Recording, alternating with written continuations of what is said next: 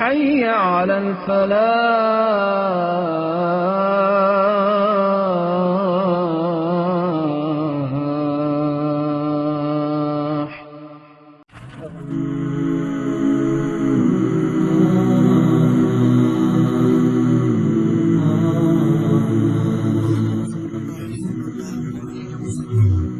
کبھی ہم نے اس بات پر غور کیا ہے کہ اس بے کراں کائنات اور ہمارے وجود کا آپس میں کیا رشتہ ہے؟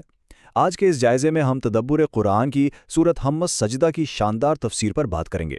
تو بنا کسی تاخیر کے سیدھا موضوع کی گہرائی میں چلتے ہیں اور دیکھتے ہیں کہ یہ متن ہمیں اس وسیع کائنات اور ہماری زندگی کے اصل مقصد کے بارے میں کیا اہم بصیرت فراہم کرتا ہے۔ تو بات شروع کرنے سے پہلے ذرا اسے ایک بنیادی سوال پر سوچتے ہیں۔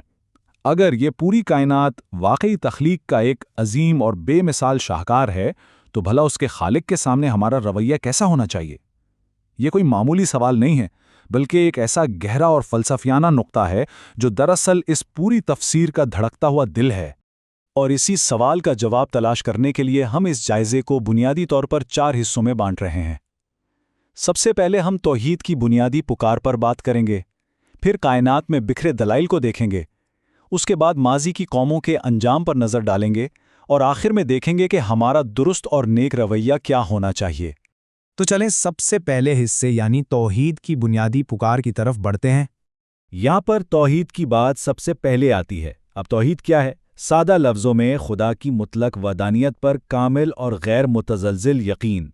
تفسیر ہمیں بتاتی ہے کہ یہ عقیدہ کوئی ذیلی نقطہ نہیں ہے، بلکہ بالکل یہی اس سورت کا مرکزی موضوع ہے، اور یہی وہ اصل بنیاد ہے جس پر اس وقت کے عربوں کو دی جانے والی پیغمبر کی پوری دعوت کھڑی تھی۔ اب ظاہر ہے کہ اتنی بڑی دعوت اور پیغام پہنچانا کوئی آسان کام تو نہیں تھا، تو اس کے لیے طریقہ کار کیا ہونا چاہیے؟ متن بڑی صراحت سے بتاتا ہے کہ پیغمبر کو ثابت قدمی اور صبر کا دامن تھامے رکھنا ہے، کیونکہ جب مخالفین کا رویہ حد سے زیادہ جنونی اور احمقانہ ہو جائے تو اس کا مقابلہ کسی شور و غل میں ہی بلکہ صرف اور صرف اسی بابرکت راستے یعنی صبر سے کیا جا سکتا ہے۔ یہی وہ حکمت عملی ہے جس میں حقیقی کامیابی چھپی ہے۔ اچھا، اب ذرا دوسرے حصے کی طرف آتے ہیں۔ کائنات میں موجود دلائل، دیکھتے ہیں کہ سورت کائنات کو کس طرح ایک دلیل کے طور پر پیش کرتی ہے۔ یہاں پر ایک نہایت ہی حیران کن اور دلچسپ نقطہ سامنے آتا ہے۔ ذرا تصور کریں، خدا کے ہاں تخلیق کا ایک دن کتنا طویل ہوتا ہے۔ تفسیر اس الہی دن کی وضاحت کچھ یوں کرتی ہے کہ یہ دراصل مراحل یا فیزز ہیں جو ہمارے زمینی حساب سے 1000 یا حیرت انگیز طور پر 50,000 دنوں کے برابر بھی ہو سکتے ہیں۔ یعنی کائنات کی تخلیق کے وقت کا پیمانہ ہماری روزمرہ کی سوچ سے کہیں زیادہ وسیع اور مختلف ہے۔ اور اگر ہم ان مراحل کی ترتیب پر غور کریں تو وہ بھی کمال ہے۔ ہوتا کچھ یوں ہے کہ سب سے پہلے زمین اپنی ابتدائی اور خام شکل میں وجود میں آتی ہے، اس کے بعد اسے زندگی کو سہارا دینے والے تمام لوازمات اور خزانوں سے آراستہ کیا جاتا ہے، اور پھر باری آتی ہے آسمان کی، جس کی تشکیل ایک بادل سے ہوتی ہے، جسے اگر ہم آج کی سائنسی زبان میں سمجھنا چاہیں تو نیبیولا کہہ سکتے ہیں، جو دراصل دھول اور گیس کے ذرات کا مجموعہ ہوتا ہے۔ کیسی شاندار اور منظم ترتیب ہے یہ کائنات بننے کی! تو اس ساری کائناتی تنظیم کو دیکھ کر ایک بات تو بالکل شیشے کی طرح صاف ہو جاتی ہے، وہ یہ کہ یہ کائنات کوئی حادثہ یا محض کوئی اتفاق ہرگز نہیں ہے۔ یہ جو ہم اپنے ارد گرد اتنی زبردست منصوبہ بندی اور ربط دیکھتے ہیں، یہ اس خیال کی مکمل نفی کرتا ہے کہ یہ دنیا کئی خداؤں کے درمیان کوئی اکھاڑا ہے، بلکہ سچ تو یہ ہے کہ یہ سارا نظام ایک ہی قادر مطلق اور علیم خدا کی بے مثال حکمت کا منہ بولتا ثبوت ہے۔ اس کائناتی حقیقت کو سمجھنے کے بعد اب ہم تیسرے حصے کی طرف بڑھتے ہیں، ماضی کی قوموں کی بازگشت۔ تفسیر کے مطابق سورت کی آیات 13 سے 24 ان لوگوں کے لیے ایک واضح آئینہ ہیں جو حق کو جھٹلاتے ہیں۔ دراصل ان آیات میں قریش کو ماضی کی ان تہذیبوں کے عبرتناک انجام کا حوالہ دے کر بہت سختی سے خبردار کیا گیا ہے جو تباہ ہو چکی ہیں۔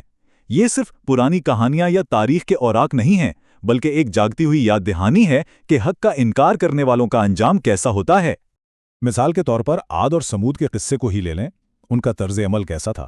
انہوں نے ایک انتہائی متکبرانہ اور مغرورانہ رویہ اپنایا، اپنے رسولوں کی واضح دعوت کا مذاق اڑایا اور اسے ماننے سے انکار کر دیا۔ اور تو اور بے صبری کی حد تو یہ تھی کہ خود عذاب کو جلدی لانے کے مطالبے کرنے لگے۔ تو اس غرور اور جلد بازی کا نتیجہ کیا نکلا؟ وہ خدا کے عذاب کی گرفت میں آ کر صفائے ہستی سے مٹ گئے اور بالآخر ان کا شمار بدترین نقصان اٹھانے والوں میں ہوا۔ تو یہاں ہمیں دو بالکل مختلف رویوں اور ان کے نتائج کا ایک بہت واضح اور زبردست تقابل ملتا ہے۔ ایک طرف وہ مومنین ہیں جو حالات کی سختیوں کے باوجود صبر، استقامت اور توحید پر ڈٹے رہتے ہیں، ان کے لیے کیا ہے؟ ایک نہ ختم ہونے والا ابدی اجر۔ اور دوسری طرف وہ مشرکین ہیں جو غرور میں آ کر انکار کرتے ہیں، عذاب کے لیے اصرار کرتے ہیں، اور جن کے حصے میں صرف اور صرف ابدی تباہی کی وعید آتی ہے۔ راستے بھی دو ہیں اور ان کی منزلیں بھی بالکل واضح ہیں۔ اب ان تاریخی اور کائناتی حقائق کے بعد ہم اپنے آخری اور چوتھے حصے کی طرف آتے ہیں۔ ہمارا درست اور نیک رویہ کیسا ہونا چاہیے؟ اس معاملے میں متن ہمارے سامنے اخلاقیات کا ایک ایسا شاندار اصول رکھتا ہے جو واقعی انسان کو سوچنے پر مجبور کر دیتا ہے۔ اصول یہ ہے کہ اگرچہ انسان کو اپنے ساتھ ہونے والی زیادتی کا برابر بدلہ لینے کی پوری اجازت ہے، لیکن معاف کر دینا اور صبر کا مظاہرہ کرنا اس سے کہیں زیادہ بہتر ہے۔ یعنی یہ ہمیں ایک بہت بلند اخلاقی سطح پر لے جاتا ہے جہاں ہم یہ سیکھتے ہیں کہ برے رویے کا جواب اگر اچھے رویے سے دیا جائے تو وہ کتنا طاقتور ہو سکتا ہے۔ یہ نقطہ اس بات کی یاد دہانی کرواتا ہے کہ جب کوئی مخالفت کرے یا بدسلوکی سے پیش آئے تو اصل کامیابی اسی میں ہے کہ اخلاق کا دامن ہاتھ سے نہ چھوٹنے پائے۔ ہاں، برابری کا انتقام لینا کوئی جرم نہیں، یہ جائز ہے، لیکن تفسیر یہ گہری بات سمجھاتی ہے کہ درگزر کرنے اور معاف کر دینے سے انسان کا مقام اور درجہ خدا کی نظروں میں بے حد بلند ہو جاتا ہے۔ اور خدا کے اس پیغام اور اس کی حکمت کو پوری طرح سمجھنے کے لیے ہمیں خدا کی ان دو خاص صفات پر غور کرنا ہوگا: حکیم اور حمید۔ حکیم کا مطلب بہت سادہ لیکن گہرا ہے، یعنی وہ ذات جس کا ہر کام، ہر اصول، ہر فیصلہ ایک کامل حکمت پر مبنی ہے۔ اور حمید کا مطلب ہے کہ وہی ذات تمام بہترین افعال کا اصل سرچشمہ ہے اور ہر تعریف کے لائق ہے۔ بالکل اسی لیے اس کی نازل کردہ کتاب یعنی قرآن کو بھی سراسر حکمتانہ اور قابل تعریف کہا گیا ہے۔ اسی حکمت کی ایک بہت ہی منطقی اور عملی مثال ہمیں اس استدلال میں ملتی ہے جو شرک کے خلاف دیا گیا ہے۔ پیغام بڑا واضح ہے کہ سورج یا چاند کو سجدہ مت کرو، بلکہ اس خدا کو سجدہ کرو جس نے ان سب کو پیدا کیا ہے۔ ذرا سوچیں، یہ کتنی سیدھی سی بات ہے کہ جب ان عظیم الشان خلائی اجسام کو بنانے والا خود موجود ہے تو ان تخلیق کردہ چیزوں کی عبادت کرنا سراسر نادانی ہے۔ جو حقیقی عبادت کے لائق ہے وہ صرف اور صرف خالق ہے۔ ہم آج کی اس گفتگو کے بالکل آخری حصے میں ہیں جہاں تفسیر ہمیں اس کائنات کی ایک انتہائی اٹل اور حتمی حقیقت کی طرف لے جاتی ہے، اور وہ ہے مطلق انفرادی احتساب۔ آیت 44 یہ بنیادی اصول طے کر دیتی ہے کہ ہر انسان اپنے اعمال کا خود جواب دہ ہے، کسی کے ساتھ ذرا برابر بھی ناانصافی نہیں کی جائے گی، جو بویا ہے وہی کاٹنا پڑے گا، اور ہر ایک کو اپنے کیے کا پورا نتیجہ لازمی ملے گا۔ تو ہم اپنی آج کی اس نشست کا اختتام اسے گہرے سوال پر کرتے ہیں جو ہمیں بہت کچھ سوچنے پر مجبور کرتا ہے۔ اگر ہمارا ہر نیک یا بد عمل ہماری اپنی ہی ذات کے لیے ہے تو ہم آج اپنے اعمال سے دراصل کیسا مستقبل تعمیر کر رہے ہیں؟ کائنات کی ان وسعتوں سے لے کر اس ذاتی احتساب تک کا یہ سارا سفر یقیناً بہت گہرے تفکر کی دعوت دیتا ہے۔ اس علمی نشست کے اس سفر میں ہمارے ساتھ شامل رہنے کا بہت شکریہ۔